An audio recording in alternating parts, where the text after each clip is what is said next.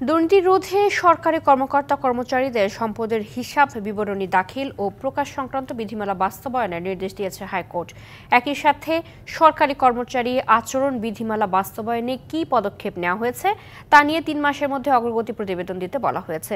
দুপুরে এই আদেশ দেয় বিচারপতি নজরুল ইসলাম তালুকদার ও বিচারপতি কাজী এবাদত হোসাইনের বেঞ্চ।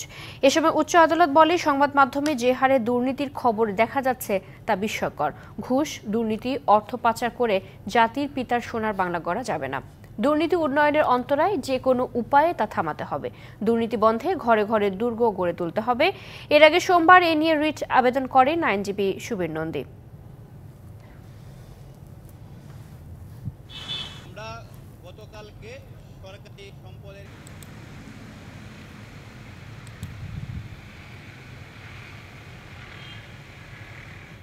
সরকারি কর্মকর্তা কর্মচারীদের নিকট থেকে তাদের সম্পদের হিসাব বিবরণী আইন অনুযায়ী সংগ্রহ করার জন্য, এবং আরও বলেছেন যে তারা যেই সংগ্রহ করার সম্পত্তির হিসাব বিবরণীটি শুরু করেছেন সেই মর্মে একটি প্রোগ্রেস রিপোর্ট আগামী ৩ মাসের মধ্যে মাননীয় আদালতে দাখিল করার জন্য একটি নির্দেশনা প্রদান করেছেন।